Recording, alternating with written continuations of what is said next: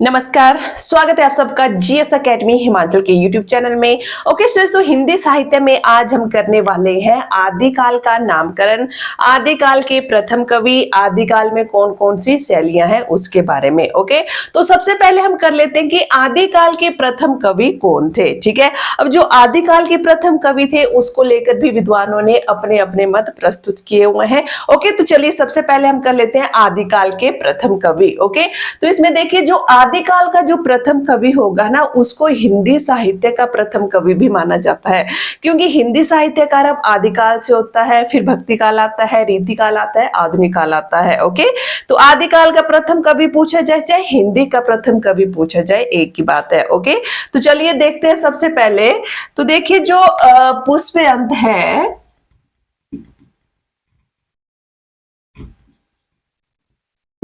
तो पुष्यदंत नामक कवि जिनका नाम पुंडवी था, ओके, इनको हिंदी का प्रथम कवि माना है शिवसिंह सेंगर ने। शिवसिंह सेंगर ने।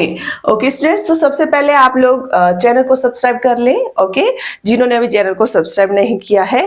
तो अब देखिए यहाँ पर हम जो करेंगे ना, उनको मैं आप लोगों को न्यूमिक्स के आधार पर याद भी करवा दूंगी क्लास में ही। ओके, चलिए पहले लिख लेते हैं, उसके बाद मैं आप लोगों को याद करवाती हूँ। तो पुष्पदंत को हिंदी का प्रथम कवि माना है शिवसिंह सेंगर ने। दूसरे नंबर पर हो जाएंगे शालिभद्र सूरी। शालिभद्र सूरी, तो शालिभद्र सूरी को हिंदी का प्रथम कवि माना है गणपति चंद्र गुप्त ने। गणपति चंद्र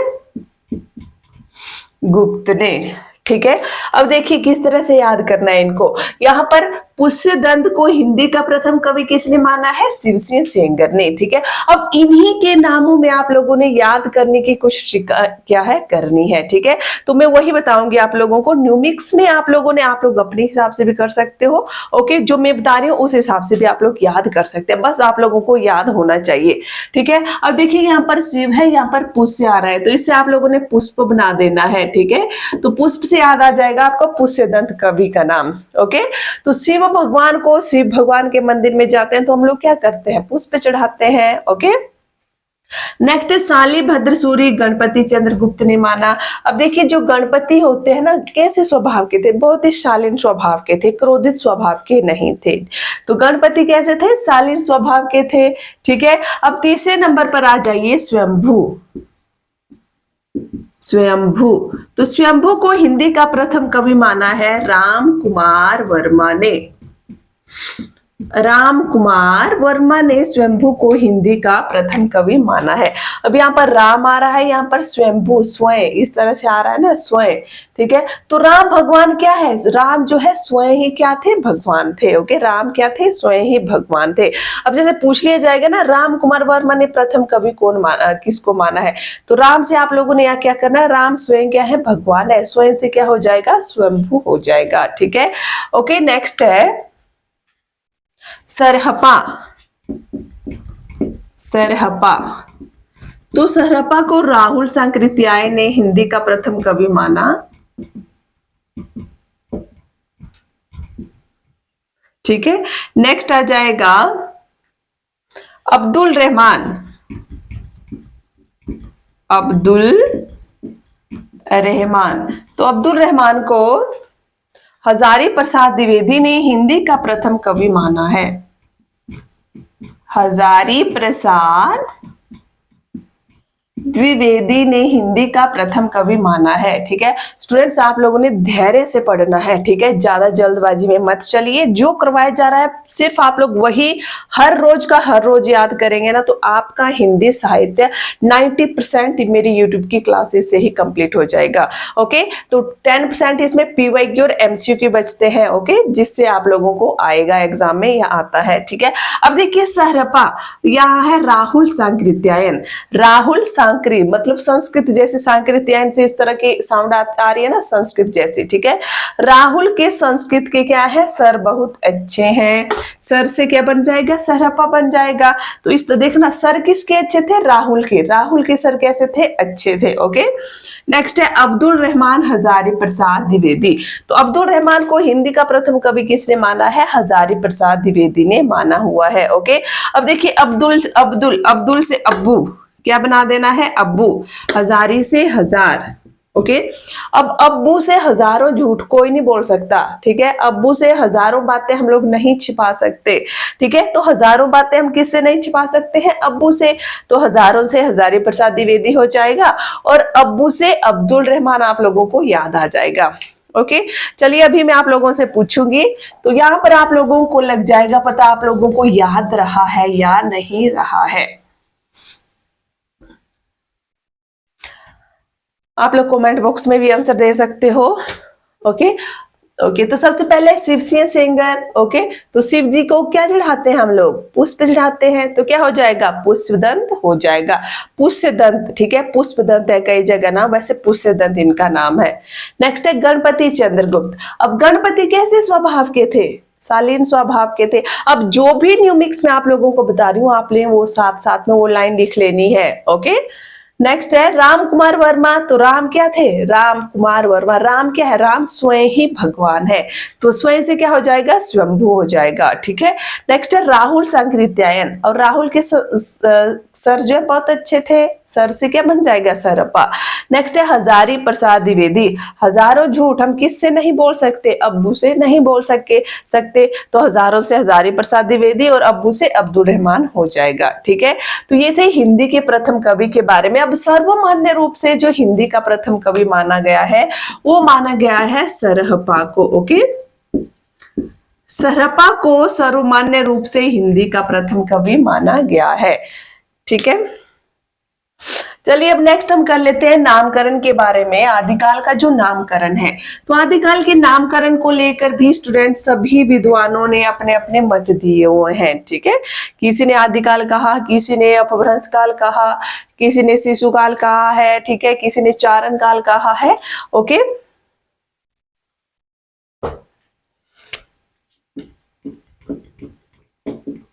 नामकरण, तो सबसे पहले आ जाएगा इसमें जॉर्ज ग्रियर्सन। जॉर्ज ग्रियर्सन, तो जॉर्ज ग्रियर्सन ने आदिकाल को चारण काल नाम दिया। ओके, तो जो नामकरण है ना, उनको भी मैं आप लोगों को न्यू मिक्स में करवा दूंगी याद। तो एक बार आप लोग यहां समझेंगे, नोट्स बनाते हुए आप लोगों ने समझना भी है, उसके बाद आप लोगों ने अपने नोट्स रिपीट भी करने हैं, उनको याद भी करना है। ओके, तो जॉर्ज ग्रियर्सन ने चारण काल कहा। यहां पर फिर आ जाता है प्रारंभिक काल। प्रारंभिक काल मिस्र बंधुओं ने कहा, मिस्र बंधु, ठीक है। नेक्स्ट है आरंभिक काल।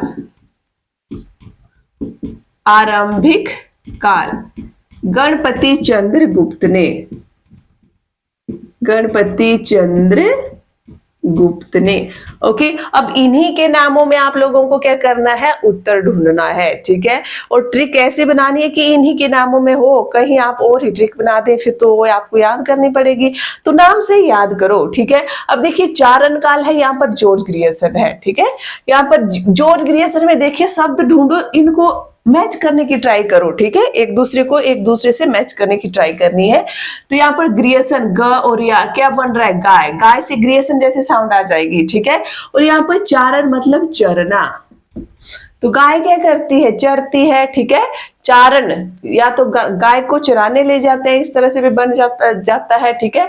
तो चारण से क्या बन जाएगा, चारण काल, और गाय से ग्रियर्सन हो जाएगा। ओके, नेक्स्ट है यहाँ पर प्रारंभिक काल और आरंभिक काल। अब देखिए ये दोनों ना थोड़ा मिलते मिलते लगते हैं, प्रारंभिक काल और आरंभिक काल, ठीक है। अब देखिए इसमें आप लोगों को एक ही चीज याद रखनी है, गणपति और आरंभ। तो घर में जब भी कोई पूजा पाठ किया जाता है तो पूजा का आरंभ याद रखना है, ठीक है। जो भी पूजा पाठ की जाती है तो जब भी पूजा का आरंभ किया जाता है तो गणपति की पूजा की जाती है, ठीक है। तो गणपति से कौन सा शब्द जुड़ रहा है? आरंभ। और दूसरा आप लोगों को खुद याद रहेगा कि मिस्र बंधु प्रारंभिक काल के थे, ठीक है। इन्होंने प्रारंभिक काल नाम दिया हुआ है। अब देखिए स्टूडेंट्स, ये जो क्वेश्चन है ना कई बार किस तरह से पूछा जाता है, जैसे पूछ लिया जाएगा प्रारंभिक काल नाम किसने दिया, ठीक है। उसमें ऑप्शन आ जाएगा ग्रियसन, मिस्र बंधु, गणपति चंद्रगुप्त, राम चंद्र शुक्ल। तो मिस्र बंधु उसमें करेक्ट हो जाएगा, ठीक है।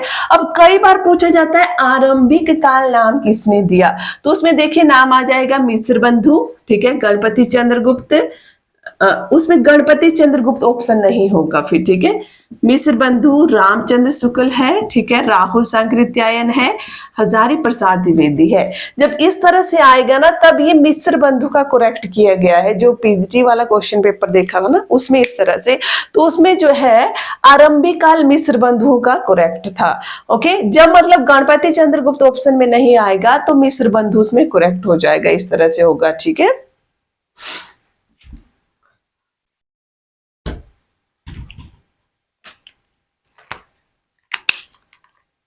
नेक्स्ट है वीर गाथा काल। वीर गाथा काल आचार्य रामचंद्र शुक्ल ने नाम दिया, आचार्य रामचंद्र शुक्ल, ठीक है। अब है वीर काल, ओके, वीर काल। तो वीर काल नाम दिया है विश्वनाथ प्रसाद मिश्र ने, विश्वनाथ प्रसाद मिश्र ने। तो दोनों एक जैसे लग रहे हैं ये, पर देखिए रामचंद्र शुक्ल जी का नाम है वीर गाथा, ओके। और वीर का नाम किसका है? जो दिया हुआ है वो विश्वनाथ प्रसाद मिश्र का है। तो इन दोनों को आप लोगों ने एक साथ लिखना है ताकि आप लोगों को कंफ्यूजन ना हो, ठीक है। वीर गाथा काल वो वीर काल में। अब जिस तरह से मैं लिखवा रही हूँ ना उसी तरह से आप लोग लिख लेना इनको, ओके। उसी तरह से नोट्स भी बनाने हैं, क्योंकि याद रखने के लिए जो है मैंने अपने नोट्स भी इसी तरह से बनाए, और जो भी मैं आप लोगों को करवा रही हूँ ना वो सारा अपना नोट्स से ही करवा रही हूँ। कम से कम 4 या 5 किताबों के नोट्स मैंने बनाए हैं, तो वहां से मैं आप लोगों को ये करवा रही हूँ, ओके।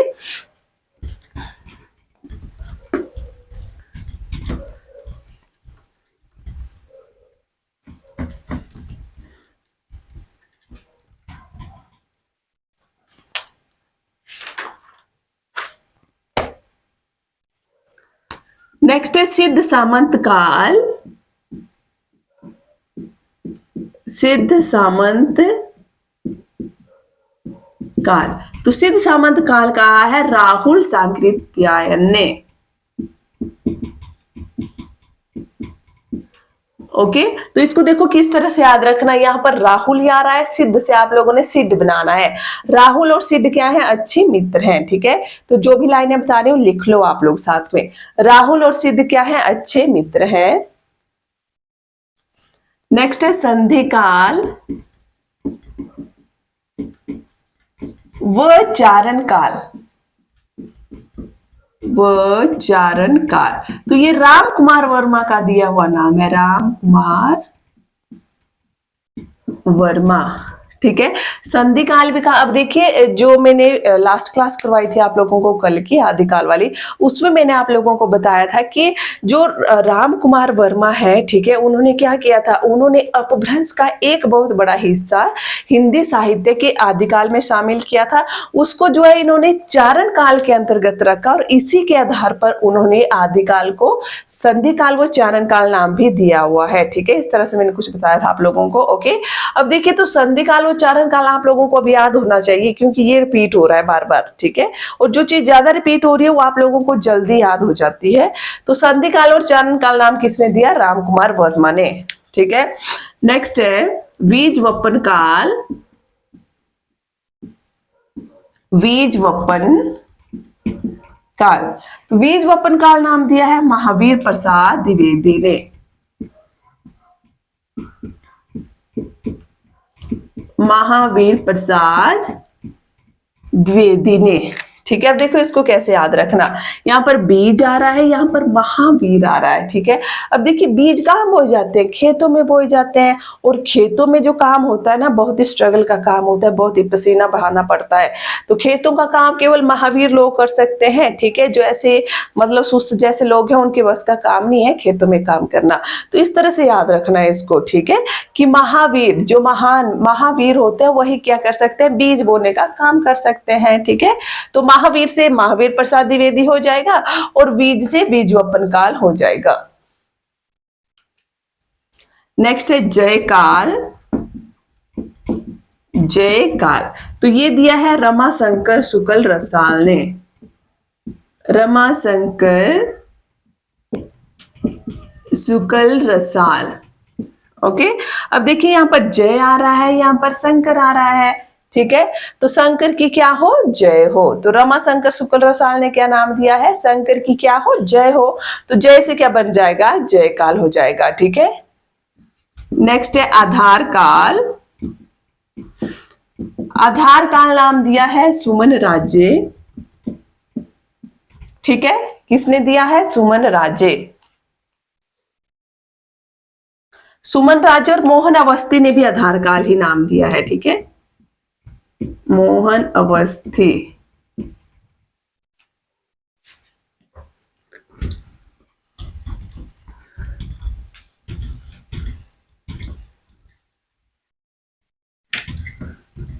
क्लास को बिल्कुल ध्यान से समझना है। अगर आप लोग आधा घंटा YouTube की क्लास देखने के लिए और नोट्स बनाने में लगा रहे हो ना, तो इसका मतलब है वो अपना आधा घंटा 100% दो आप लोग उसमें। ठीक है।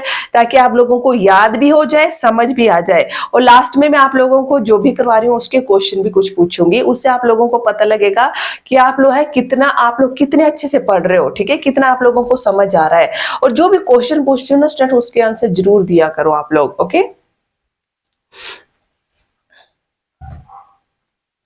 नेक्स्ट है अपभ्रंश काल। अपभ्रंश काल, उद्भव काल। ठीक है। अब अपभ्रंश काल नाम दिया है किसने, धीरेन्द्र वर्मा। धीरेन्द्र वर्मा, बच्चन सिंह ने, वो चंद्रधर शर्मा गुलेरी ने। ठीक है। चंद्रधर शर्मा गुलेरी ने दिया हुआ है। ओके। अब देखिए बच्चन सिंह ने थोड़ा सा किस तरह से इसको विभाजित किया है, अपभ्रंश काल। ठीक है, 1 मिनट बताती हूं। अपभ्रंश काल जातीय साहित्य, इस तरह से इन्होंने नाम दिया है बच्चन सिंह ने। ठीक है। साथ में लिख दो इनका भी, अपभ्रंश काल जातीय साहित्य का इतिहास, जातीय साहित्य का उदय, इस तरह से है। ठीक है। जातीय साहित्य का उदय, मतलब इन्होंने जातीय साहित्य शब्द जोड़ दिया है इसमें। ठीक है।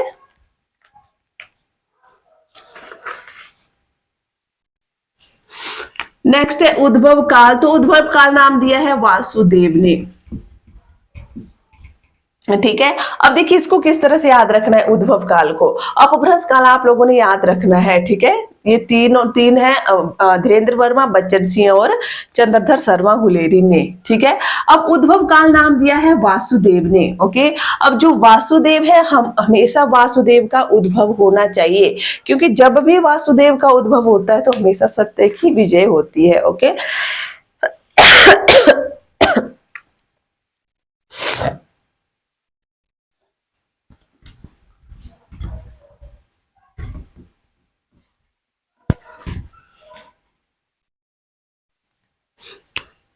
नेक्स्ट है प्राचीन काल।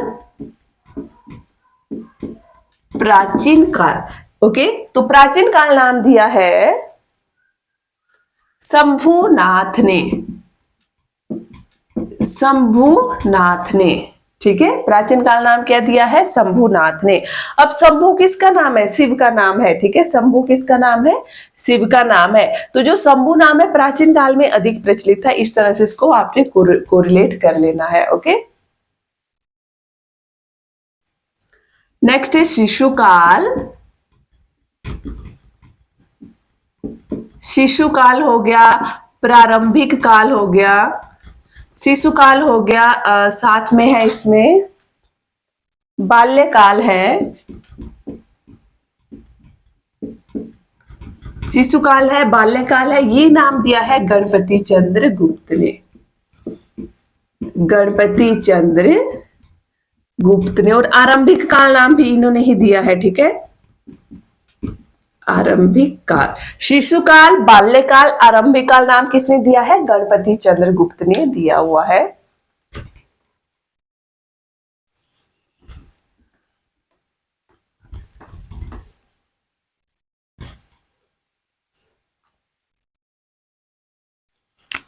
नेक्स्ट है अंधकार काल, अंधकार काल। तो ये नाम दिया है पृथ्वीनाथ कमल कुल श्रेष्ठ ने, ठीक है। अब देखिए जो अच्छे कुल का होता है, श्रेष्ठ कुल का होता है, वो कभी अंधकार में अपने कुल को नहीं लेके जाता है। मैंने तो इस तरह से याद किया, आप लोग अपने हिसाब से याद कर लेना, ठीक है, या तो इस तरह से याद कर लेना। अब जितने भी नाम करवाए हैं ना, ऐसा मत सोचना कि स्किप कर देंगे, कुछ एक लिखे, जो भी करवाया है सारे लिखने हैं, क्योंकि एग्जाम आप लोगों को पता है कि कितना डिफिकल्टी लेवल में जा रहा है, अब दिन प्रतिदिन कॉम्पिटिशन बढ़ता जा रहा है, तो इसलिए कुछ भी नहीं छोड़ना है, ठीक है, जो भी है सब आप लोगों ने नोट करना है। नेक्स्ट है संक्रमण काल, संक्रमण काल, हरिचंद्र वर्मा, ओके। अब देखिए संक्रमण फैलता है तो हम लोग क्या करते हैं? हरि को याद करते हैं, भगवान को याद करते हैं कि हे हरि, हे प्रभु हमारी रक्षा करो। तो संक्रमण में किसको याद किया जाता है? हरि को। तो इस तरह से इन दोनों को आपने कोरिलेट करना है।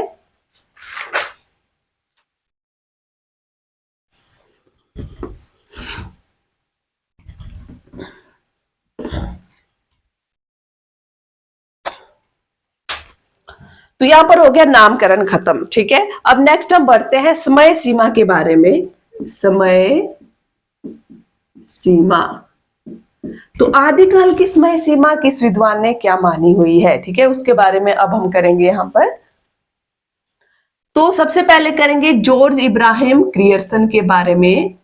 तो उन्होंने आदिकाल की समय सीमा मानी है 643 ईस्वी से 1400 ईस्वी तक, ओके।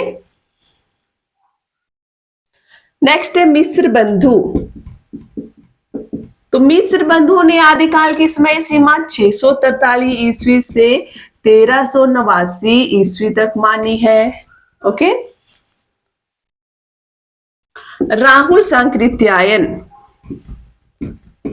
राहुल सांकृत्यायन, तो इन्होंने आदिकाल की समय सीमा देखिए 760 से लेकर 1300 ईस्वी तक मानी है। नेक्स्ट आता है रामचंद्र शुक्ल, रामचंद्र शुक्ल, तो इन्होंने आदिकाल की समय सीमा 993 ईस्वी से लेकर 1818 ईस्वी 1918 तक। एक मिनट देख लेती हूँ इनका। 993 से लेकर 1318 ईस्वी तक है, ओके।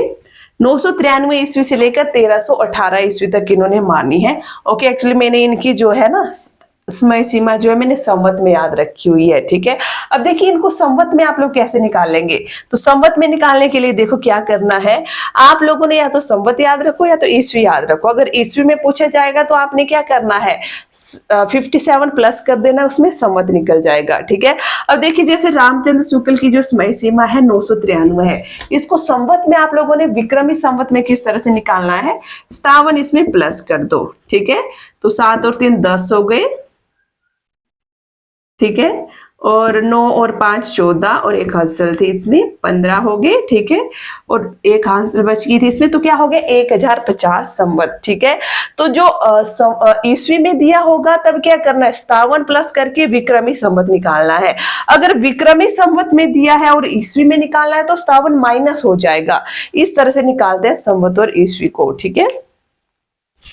तो ये थी समय सीमा। नेक्स्ट इसमें बच जाता है रमाशंकर शुक्ल रसाल। रमाशंकर शुक्ल रसाल, तो इन्होंने जो मानी हुई है समय सीमा 1000 से 1345, 1000 से 1345 ईस्वी तक। अब ये वाला जो चार्ट करवाया है ना, ये पूछा गया है, समय सीमा पूछी गई है एग्जाम में, ठीक है, इसीलिए मैंने यहाँ पर आप लोगों को समय सीमा भी करवा दी, ठीक है। तो देखिए ग्रियर्सन ने 693 से 1400 तक, मिस्र बंधुओं ने 643 से 1400 तक है, ओके, और मिस्र बंधुओं ने भी 643 से 1389 तक मानी हुई है। नेक्स्ट राहुल सांकृत्यायन ने 760 से 1300 तक मानी है, और रामचंद्र शुक्ल ने 993 से 1318 ईस्वी तक, ठीक है, और रमाशंकर शुक्ल रसाल ने 1000 से 1345 ईस्वी तक आदिकाल की समय सीमा मानी है।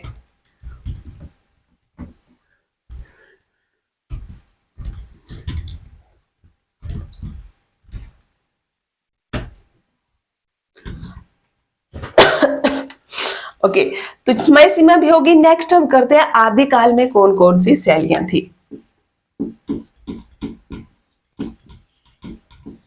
शैलियां, तो आदिकाल में मुख्यतः 2 तरह की शैलियां अपनाई गई थी, डिंगल शैली व पिंगल शैली, ठीक है। अब डिंगल शैली क्या थी? अपभ्रंश में राजधानी के योग से डिंगल शैली बनी, अपभ्रंश प्लस राजधानी, ठीक है, और पिंगल क्या थी? अपभ्रंश प्लस ब्रज भाषा, ओके। तो इस तरह से एग्जाम में क्वेश्चन पूछा जाता है, डिंगल शैली में किस किस का योग है? अपभ्रंश और राजधानी। अब इसमें देखो किस तरह आप लोगों को याद करना है। अब देखिए सारे तथ्य ना याद करना जरूरी होता है, साथ में उसमें थोड़ा सा आप लोगों ने न्यू मिक्स ट्राई कर लेना है, ठीक है। अब देखिए क्योंकि कंफ्यूजन वाली चीजें हो जाती है, हम कंफ्यूज हो जाते हैं एग्जाम में, अपभ्रंश व राजधानी डिंगल में है या पिंगल में है, ठीक है। तो एक चीज याद रखो, अब देखिए यहाँ पर डिंगल आ रहा है, यहाँ पर राजधानी आ रहा है। डिंगल से आपने क्या बनाना है? डींगे, ठीक है। राजस्थान के लोग क्या करते हैं? बहुत ज्यादा डींगे मारते हैं, ठीक है, बहुत ज्यादा हाँकते रहते हैं, अपनी बहुत ज्यादा डींगे मारते हैं। तो एक याद रह जाएगा, डींगे, डिंगल में राजधानी है, ठीक है, तो पिंगल में ब्रज हो जाएगा, ये ऑटोमेटिकली आप लोगों को याद हो जाएगा, ओके। अब देखिए जो डिंगल शैली है ये कठोर व कर्कश शैली है, कठोर व कर्कश शैली है, ठीक है। और जो पिंगल शैली है ये कोमल, कांत, पदावली वाली शैली है, ठीक है। तो इस तरह से देखिए डिंगल और ये पिंगल शैलियां होगी।